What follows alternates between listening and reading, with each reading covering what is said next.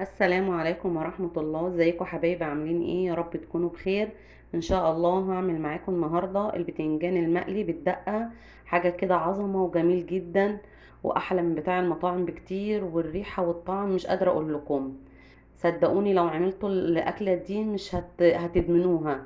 مش قادرة اوصف لكم الطعم والريحة عاملة ازاي. جميل جدا.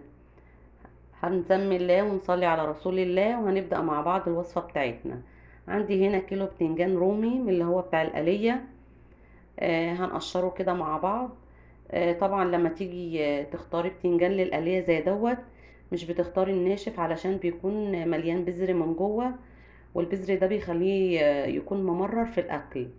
فبتنقي كده بتلاقي البتنجانية ما تكونش طرية ولا تكون ناشفة، حاجة كده وسط، ويكون فريش عشان يكون قلبه أبيض من جوه كده ومش مبذر. بصوا هنا كده قطعت معايا، بصوا البتنجان قلبه عامل ازاي، شكله جميل جدا.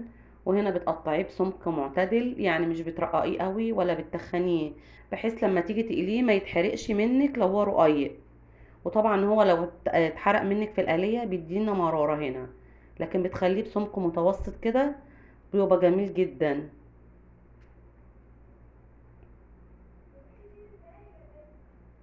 طبعا عندنا البتنجان دي أكلة مصرية شعبية جميلة جدا، ولها مذاق تاني بصراحة، يعني أنا بفضلها عندي أحسن من اللحمة كمان. وخصوصا بالدقة دي بتخلي البتنجان طعمه وهم جدا، وممكن تفطري بيها أو تتغدي بيها. فبتبقى وصفة جميلة جدا وأكلة حلوة قوي. عندي هنا حوالي 3 فصوص توم أو 4، أعملهم هنا بالمبشرة اللهلوبة بتاعتي الصغيرة دي.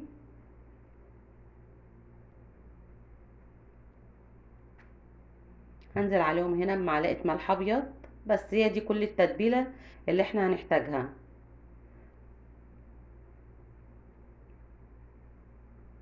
طبعا الاكلة دي في المطاعم يعني ما اقولكوش على ارتفاع السعر بتاعها طبعا، ومش هتبقى زي اللي انت بتعمليها في البيت، بتبقى جميلة جدا والريحة بتاعتها تشهي جدا.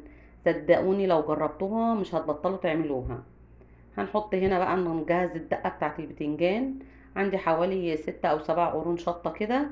عايزة تحطي فلفل عادي براحتك، وتحطي عليهم فص توم ومعلقة ملح وبتضربيهم في الكبة. هنا بدأنا نقلي البتنجان كده مع بعض. بصوا هنا ما شاء الله لونه عامل ازاي كده في القلية، جميل جدا. طبعا بعد ما نزل ميته بتركنيه حوالي ساعة كده، بعد ما تتبليه بالملح والثوم، علشان ينزل المية بتاعته دي عشان ما يشربش زيت في القلية.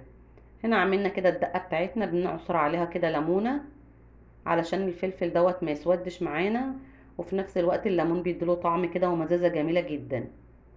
بصوا هنا القلية عاملة ازاي، شكلها جميل جدا ومش شارب زيت كده، وطعمه روعة، وشكله والريحة بتاعته حكاية.